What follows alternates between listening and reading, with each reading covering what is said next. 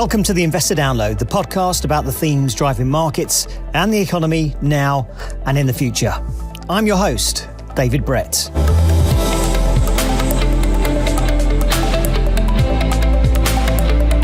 Last week, UK inflation data spooked markets and, along with inflation numbers in the US and Europe, got investors asking whether or not inflation is becoming embedded. So I spoke with my colleague and chief economist, Keith Wade, about why inflation remains stubbornly high, what more can be done to tame it, and what it likely means for the economy and investors. On Apple Podcasts, Spotify, or wherever you get your podcasts, you're listening to the Investor Download. Keith, welcome back to the show. Good to hear from you again. Hi, good to be on again, yeah. Okay, so we had inflation figures out from the UK. Can you just give us a view of what that inflation reading was? Yes, sure. I mean, it was quite surprisingly strong. The latest UK inflation print has surprised to the upside. CPI in the year to March stayed in the double-digit range. It's not the news that the Bank of England or the Prime Minister would have wanted. Another upside surprise for the UK. 10.1%, we're still in double digits. Britain now has Western Europe's highest rate of consumer price inflation. And it was the only country in the region to post double-digit inflation. Quite a bit higher than most people were expecting. The Bank of England, for example, was expecting inflation to fall back to 9.2. So, pretty disappointing, I think, all round. How did markets react once the news came out? Pretty badly, actually, because the fact that inflation came in higher than expected meant that the Bank of England is going to have to do more work, and it means that they will probably have to tighten policy more. Now the pressure is on at the Bank of England. Policymakers, led by Governor Andrew Bailey, had previously expected both pay growth and inflation to cool. Bloomberg Economics has also scrapped its pause forecast. Our team now sees a 25 basis point hike at the next BOE meeting on May the 11th. So we saw interest rate expectations rise. That meant that the gilt market sold off. We saw 10-year gilt yields rise quite significantly. And that also had a bit of a knock-on effect onto the equity markets as well, because investors will realise that people will be keeping more of their money in cash if the Bank of England carries on raising interest rates, which is really what the implication of this number is. Okay, so you mentioned it was a surprise and people are disappointed. I mean, what is keeping inflation so high in the UK? Yeah, well, it's a good question because, some other countries have seen inflation fall more rapidly. One of the things in the UK is that food prices are still very strong, running at just under 20%. And everybody's noticing that. Olive oil up 49%, milk up 40%, eggs, cheddar, bread, all up massively. In fact, food prices have risen to a 45-year high of 19%. Even the price of milk has doubled and bread has doubled and basics. I hope I live to see the day when it goes down again. Everything is more expensive, not only the food. Everything is, the price is up, right? The other factor, though, is more at the core level of inflation. If you look at stripping out food and energy, you've got a core rate of inflation of 6.2%. And that hasn't improved at all this year. In fact, it's got a little bit worse since January. So that's disappointing. And if you look at things like goods prices, for example, core goods prices, they were running at just under 6% in March. And that is disappointing because elsewhere we're seeing core goods prices come down quite substantially. Do you know any reason why those core prices are staying or sticking so high in the UK compared to other countries? Well, I think one factor could be the pound. I know the pound's been a bit firmer recently, but the lags on these things are quite long. So the weakness of the pound that we saw, actually going back to September when we had the mini budget and the debacle over that, the pound has gradually recovered. But of course, when it falls, particularly against the dollar, a lot of goods are priced in dollars. So clothing and footwear, for example.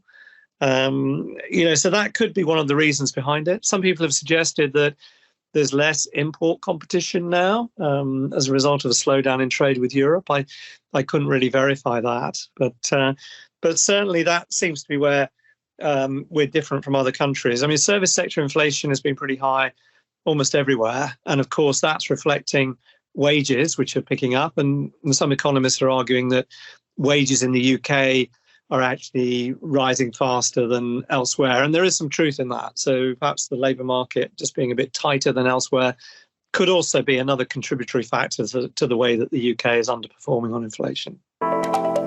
Get in touch with us by email at schroderspodcasts@schroders.com or visit our website, schroders.com/investor download.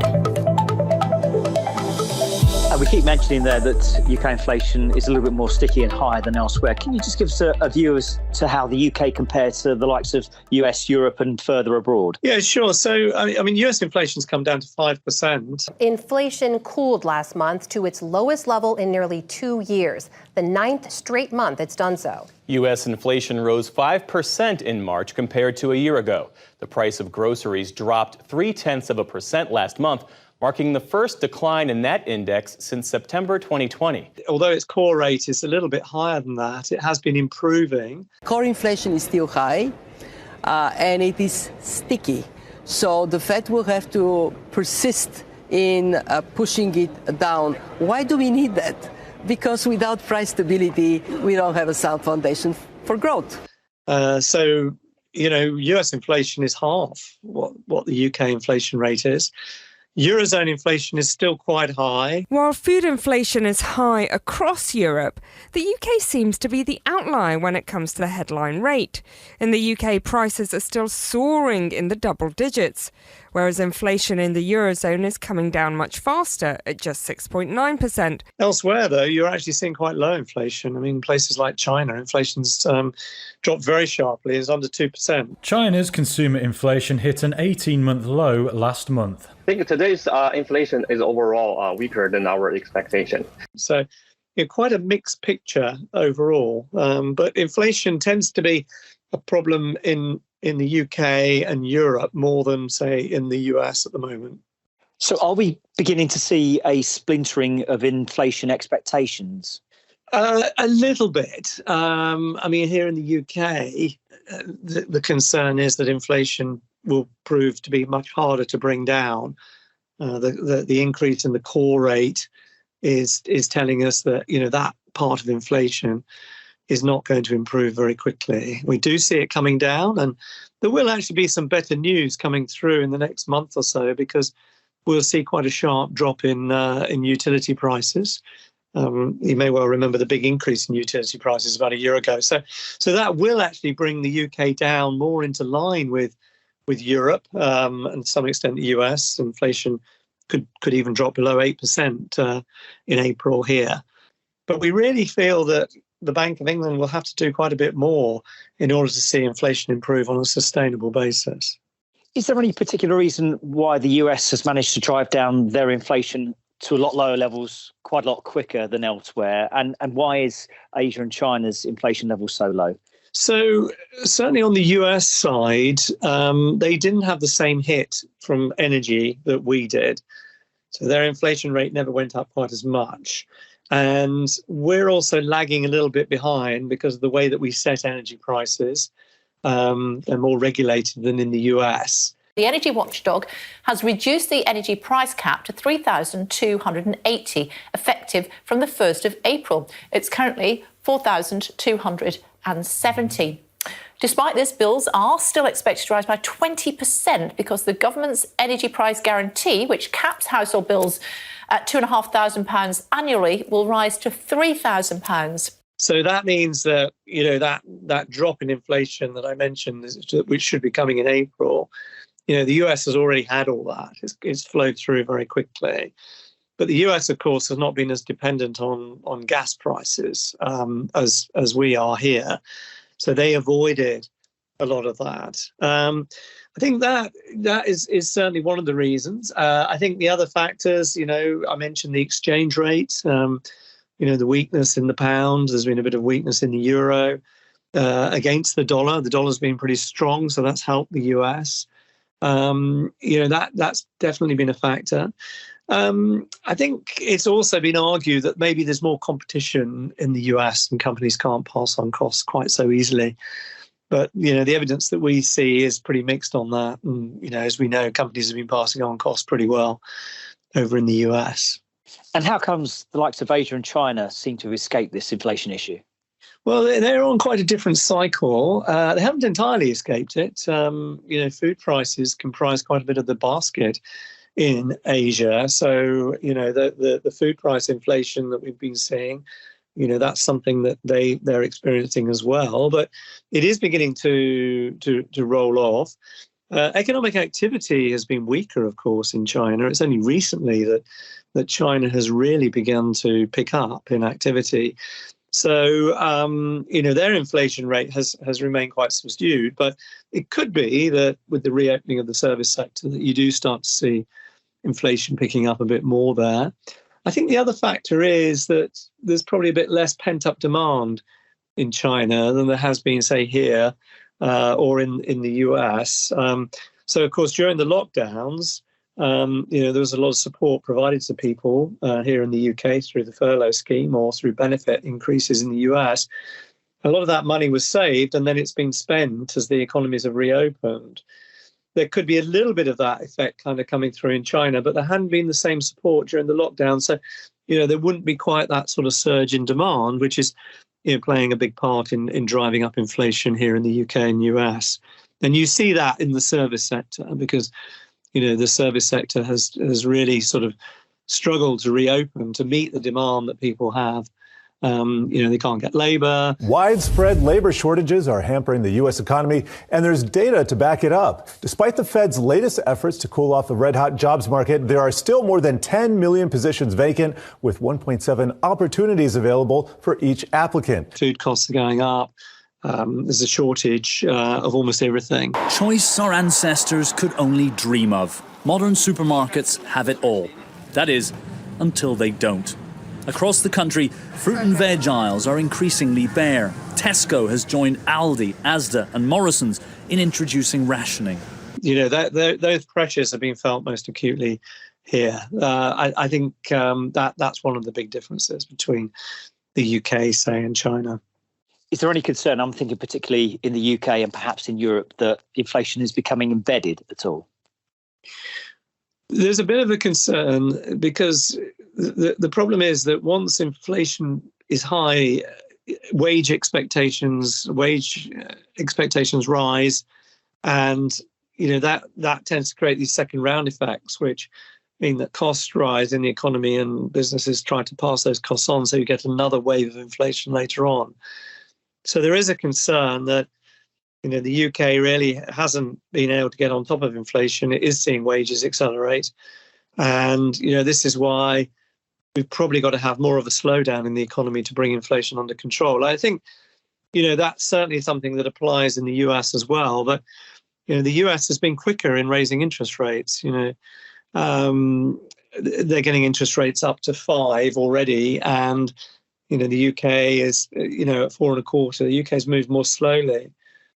Okay, as could you mention the interest rates there? I mean, how do you see this all affecting monetary policy? We were at a point where markets were expecting interest rates to start to get cut. Are we now seeing with some of the readings that are coming out lately that it could actually be going the other way for a little bit longer? Markets did start to think about interest rates being cut. That was mainly during the sort of mini bank crisis that we had. We begin our report with the abrupt closures of 3 banks in a matter of days that are now sending shockwaves across sectors of the economy and raising concerns about the U.S. banking system. It started last week with Silvergate Capital, a big player in the crypto industry.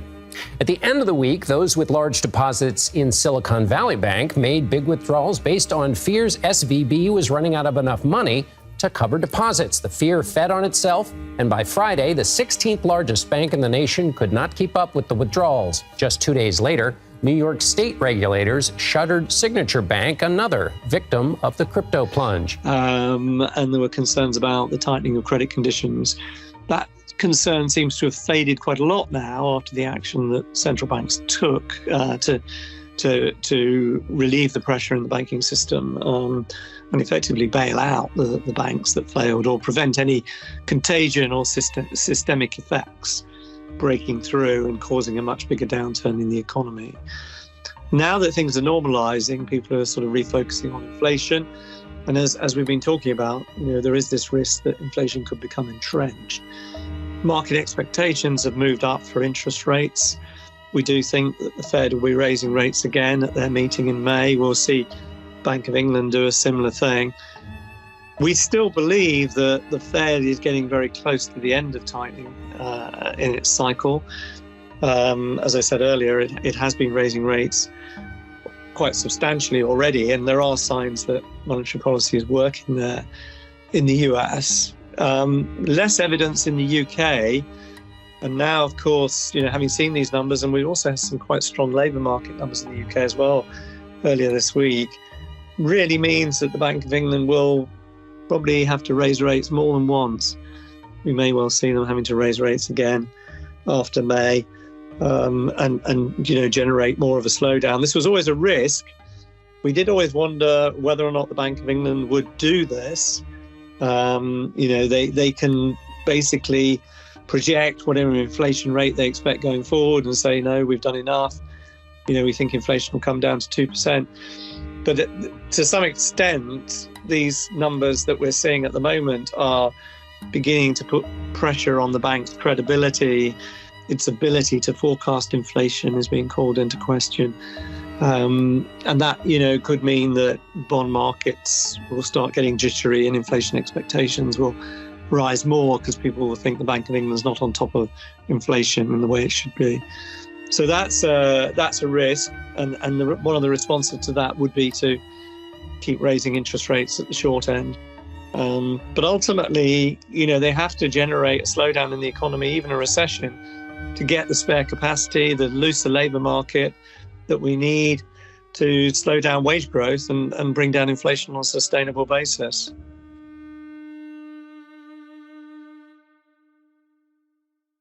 And there's obviously a lot of people around at the moment that are certainly worrying about interest rates going up, mainly people who hold debt and own houses. But there's also concerns among investors. This is a tricky time for investors. You mentioned the bond markets there. They showed their power last year in the UK, especially when we had the mini budget towards the end of the year. How should investors be viewing what's going on at the moment? What might the fallout be of this sticky inflation? Well, if it means that central banks have to raise rates further or keep rates higher for longer, that is going to keep pressure on markets. Certainly the bond markets themselves are going to see higher yields. I think we've seen a bit of that. But, equity markets will be affected by that, partly because, the valuation basis of the market can be undermined by higher yields, but also because what the direction of policy tells you about what's likely to happen in the economy. If the Bank of England and the Fed are having to raise rates by more, then that would mean that the economy would slow by more and corporate profits would be hit. So this has quite a wide implication for financial markets, both equities and bonds as a result. And I suppose, just like the rest of us, the Bank of England and central banks around the world are keeping their fingers crossed that inflation will eventually just naturally come down. Oh, well, certainly they are. And I mean, many investors are expecting that. And we still expect inflation to come down, particularly in the US and to some extent in the Eurozone. Our forecasts have always been relatively cautious about the fall in inflation in the UK.